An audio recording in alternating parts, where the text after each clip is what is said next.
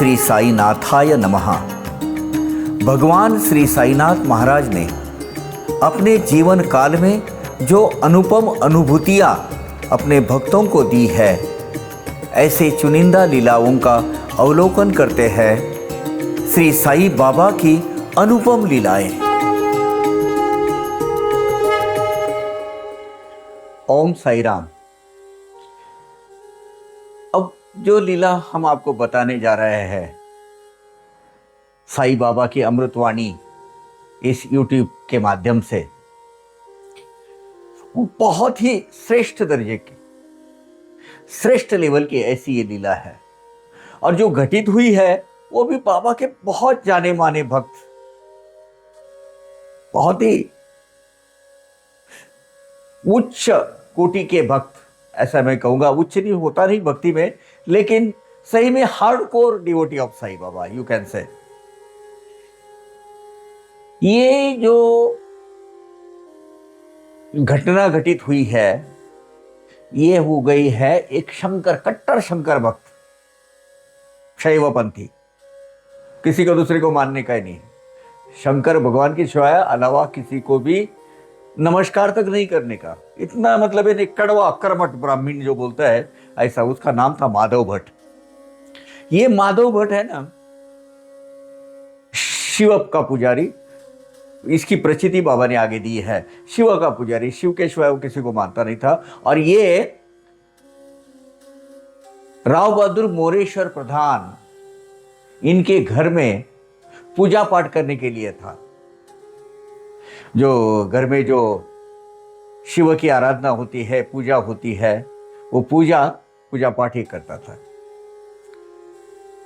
लेकिन उसको ना शिव के अलावा कोई पसंद नहीं, तो और ये पसंद नहीं आता था। और छोटू भाई प्रधान और मोरेश्वर प्रधान जी, ये तो बाबा के असीम भक्त। अब एक दिन ये हुआ कि उनका जो लड़का है वो बहुत ही बीमार गिर गया। इतना बीमार गिरा कि उसको खांसी और बुखार उतरता ही नहीं था। और डॉक्टर को लोगों ने भी अपनी तरह तरह के प्रयत्न शुरू कर रखे थे, लेकिन कुछ फायदा नहीं हो रहा था, कुछ असर नहीं हो रहा था उसका।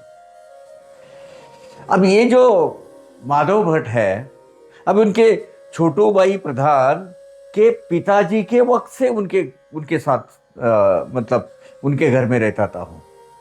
बाद में वो छोटू भाई प्रधान के घर में आ गया। उनके पिताजी के घर में भी था ये। इसको ये लगता था ये जो लोग हैं ना, ये शिव की पूजा नहीं करते हैं, शंकर भगवान की पूजा करनी चाहिए ये लोगों ने। लेकिन ये महज एक मुसलमान की पूजा करते हैं। मुस्लिम शायद लोग बोलते हैं कुछ भी रूप लेता है, कभी बिल्ली का रूप या कुत्ते का रूप लेता है। और ये क्या है, मेरे समझ में नहीं आता। ये लोग ना शिव की पूजा नहीं करते ना, इसीलिए इन पर ये आफत आती है, इसलिए तो ये बच्चा बीमार गिरा है।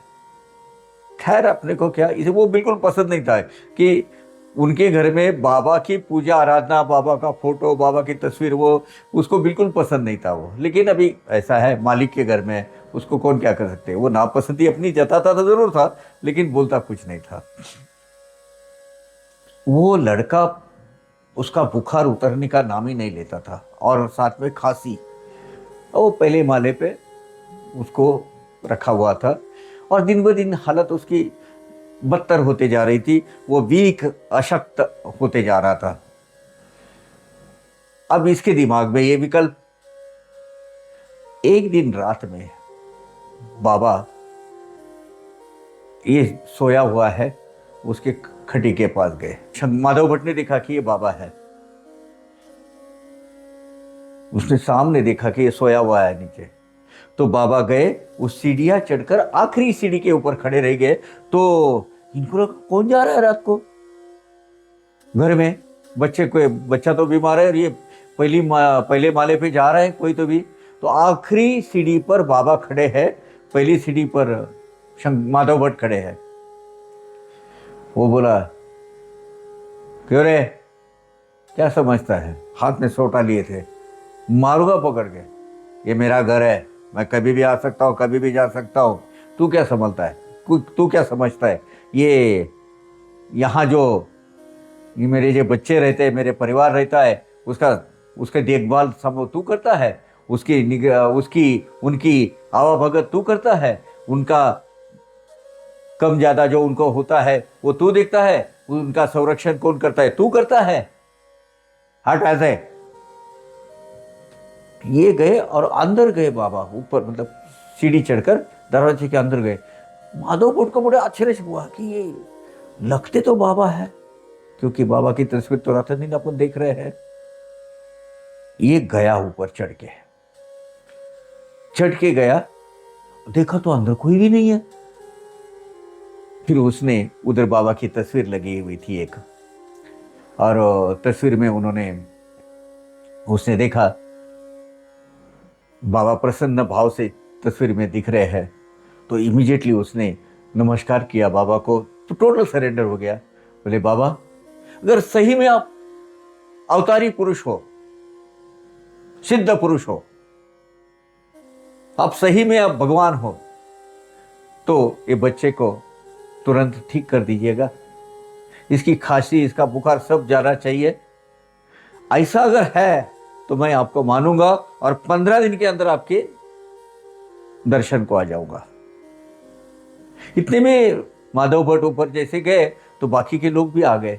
तो माधव जी भट्ट जी ने, वो ब्राह्मण जो तेलुगु ब्राह्मण ने बोला था कि देखो ऐसा ऐसा हुआ, बाबा साहब अभी आए, मेरे खटिया के पास खड़े रह गए, हाथ में सोटा था, जैसे निकल गए सीढ़ियाँ चढ़कर ऊपर आए और मुझे ऐसे ऐसी बात की उन्होंने। बोले कि तू क्या समझता है, तू देखभाल कर रहा है क्या, ये मेरे बच्चे हैं और तूने दिए है क्या ये बच्चे, मैं उनकी हिफाजत करूंगा, मैं उनका जो भला बुरा जो करना है वो मैं करूंगा। ऐसा कहा। बोले और ऐसा व्यक्ति साक्षात मेरे सामने मेरे से बात किए हैं उन्होंने। अगर ऐसा है तो मैं इससे, ये अनुभूति मुझे आई है तो मैं बाबा का भक्त बन जाऊंगा और मेरे ये बच्चा ठीक होना चाहिए। और आप यकीन मानो बाबा क्या नहीं कर सकते, बाबा ने उसको, वो बच्चे को महज 1 घंटे 2 घंटे के अंदर उसका सब बुखार निकल गया, खांसी निकल गई। दूसरे दिन तो वो नीचे आ गया, खेलने कूदने लग गया।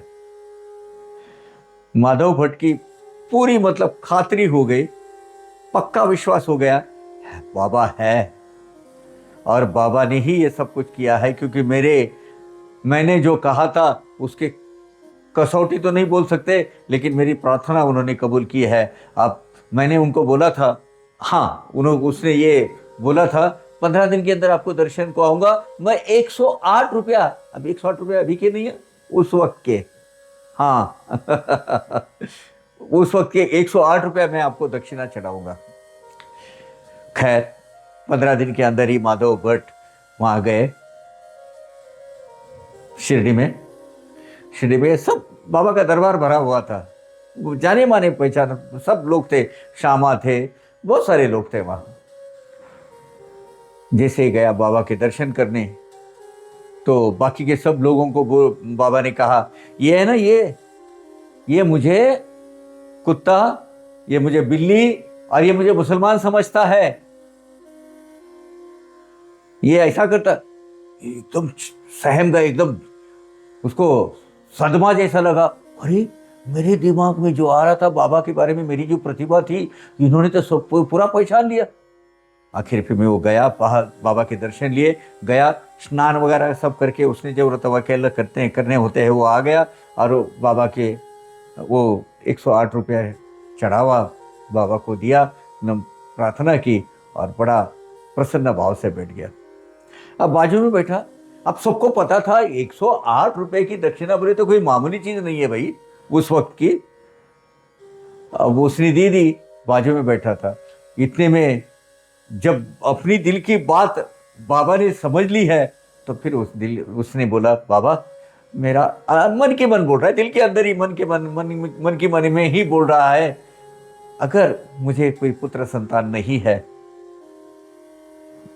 मुझे अगर आप पुत्र संतान दे दो 1 साल के अंदर तो मैं आपको और इतनी ही दक्षिणा दे दूंगा, और आपका भक्त तो मैं बन गया हूं, मेरी श्रद्धा आपके प्रति और दृढ़ हो जाएगी। और एक उसके दिमाग में सब चल रहे हैं, वो मन के अंदर मनोविचार चल रहे हैं कि और एक बात, बाबा मेरा एक काम कहीं अटका हुआ है, वो काम अगर हो गया इसी पीरियड में, तो जो आज दक्षिणा दी ना आपको, उसके 10 गुना दक्षिणा मैं आपको दूंगा। क्या बोला? उनके 10 गुना दक्षिणा आपको दूंगा। उतने में बाबा बोले, अरे इतनी दक्षिणा दे रहा है तू मुझे, कितनी दक्षिणा दे रहा है? श्यामा को पता नहीं चला कि बाबा क्या बोल रहे हैं।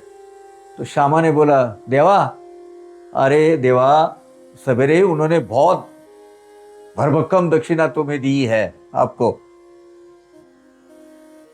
वो तो सामने वाला समझ गया था, अरे नहीं, ये आप भी जो उसने दक्षिणा दी, बहुत कुछ दक्षिणा दी है मुझे, कई गुना ज्यादा मिल गई मुझे। इमीडिएटली वो शुचिर्भूत आके होके बाबा के दर्शन करने तो आया था। बाबा के दर्शन छुए तो माधवराव है ना, माधवराव देशपांडे, श्यामा बोले, अरे भाई तू तेरी पूजा करके ले बाबा की, अब पूजा कर ले। और ये तो आया है पूजा का थाली लेकर। क्या बोले बाबा? श्यामा ये रोज मेरी पूजा करता है लेकिन पहचान नहीं पाता है। क्या बोले? ये मेरी रोज पूजा करता है, ये किनका भक्त है? शिव जी का भक्त है, शिव के सिवाय किसी को मानता नहीं है। लेकिन अब अरे श्यामा ये रोज मेरी पूजा करता है, मेरे बहुत नजदीक है। क्या जताया बाबा ने? माधव भट्ट को बाबा ने क्या जताया? तू जो शिव जी की पूजा करता है वो और मैं एक ही हूं। और 1 साल के अंदर उसको पुत्र संतति प्राप्त हुई, फिर से बाबा के दर्शन को आया। बाबा को जो इच्छित मन में जो उसने इच्छित दक्षिणा बोली थी वो हो गया, उसका दूसरा जो काम होना था वो भी हो गया, और बाबा का वो एक असीम भक्त बन गया। ये छोटूभाई प्रधान जो है, छोटूभाई प्रधान ने अपने जो अनुभव बताया है उसमें भी ये लीला आई हुई है। लेकिन ये लीला, ये वर्षन जो है, ये वर्षन माधव भट्ट जी का है, थोड़ा सा इलिस्ट्रेटेड है। बाबा ने मुझ पर मेहर नजर की, बाबा मुझ पर कैसे प्रसन्न हुए, कैसे मुझे पुत्र संतान की प्राप्ति करवा दी, कैसे माधवराव को के सामने जताया कि बाबा खुद ही शिव भक्त है, और कैसे मोरेश्वर प्रधान इनके बच्चे को मेरी जो मन्नत मांगी थी, मन्नत की आपूर्ति बाबा ने करवाई, और महज 1 घंटे 2 घंटे के अंदर उसका पूरा जो बीमारी थी वो बीमारी बाबा ने दूर करवाई। बहुत गहराई तक सोचने पर मजबूर करने वाली ये लीला है। आजकल बाबा बोलते हैं, अरे ये मुझे मुसलमान समझता है। मतलब क्या है? नहीं हूं मैं ये रोज मेरी पूजा करता है, यानी मैं शिव जी हूं। सबका मालिक एक है। बाबा का ये जो संदेशा है, ये संदेशा आपने आचरण के थ्रू, अरे धर्म की मर्यादा में, पंथ की मर्यादा में, प्रदेश की मर्यादा में, प्रांत की मर्यादा में बाबा ये सदगुरु तत्व, ये भगवान ईश्वरी तत्व बैठने वाला नहीं है।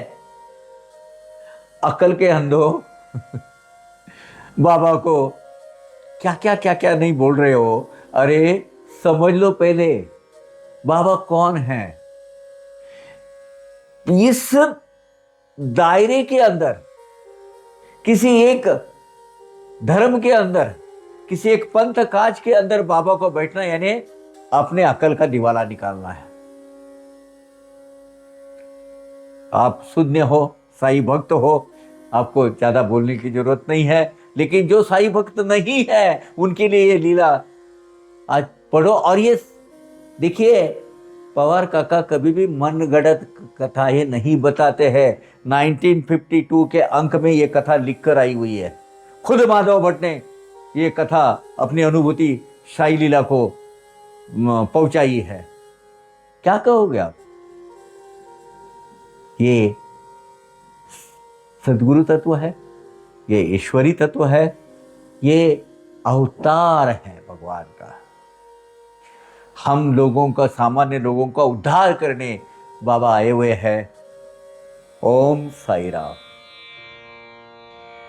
अवघा रंग एक झाला, अवघा रंग एक झाला, रंगी रंगला श्रीरंग, रंगला श्रीरंग, रंगला श्रीरंग, अवघा रंग एक झाला, अवघा रंग एक झाला।